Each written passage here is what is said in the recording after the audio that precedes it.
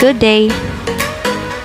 Today, let's make DIY box using folder and a box template from vectisy.com.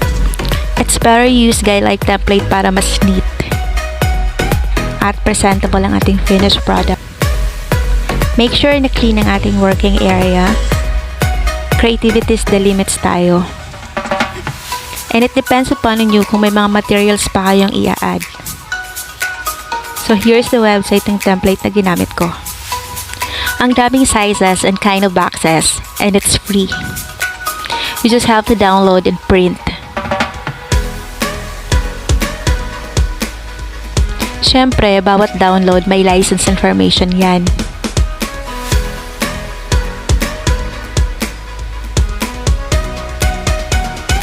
So read carefully for your own risk. Sa pag-print guys, may mga sizes yan na pagpipilian doon, so ikaw na lang bahala kung anong size na gusto mong gamitin. At syempre, kailangan mo nang maglinis bago mag-start ulit kasi gugupitin natin yung template.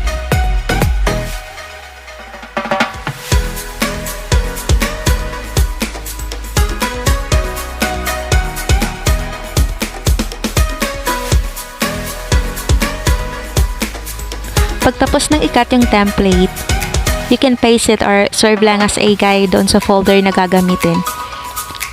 Naubusan ako ng paste, so guide ko lang yan. If you can see, may mga grid lines yan na purpose of that for us to determine saan natin tutupiin.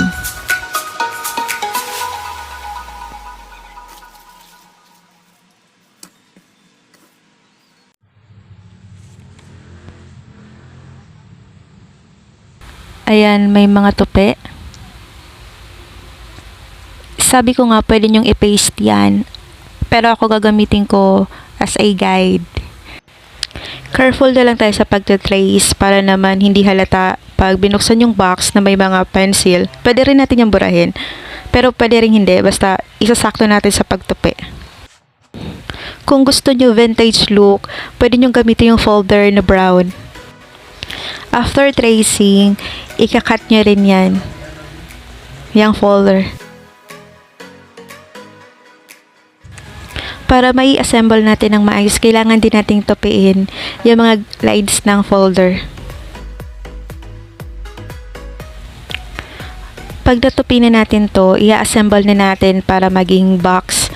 Okay din na paminsan-minsan may alam tayo sa craft, sa DIY, kasi gaya ngayon na pandemic, we can't go out. So, pag mag-shopping naman tayo or Lazada, aantay tayo ng days. So, kung may free time lang naman kahit nasa bahay kayo or rest day nyo, kayang-kayang gawin. Use double-sided tape para mas matibay yung hold ng box sa isa't isa.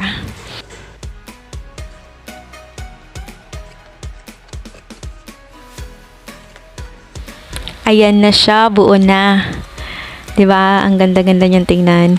We can put additional designs like ribbons or cards. Trace carefully para quality yung output. Diba? It's so cute and very neat. A gift should be presentable even if it's not expensive.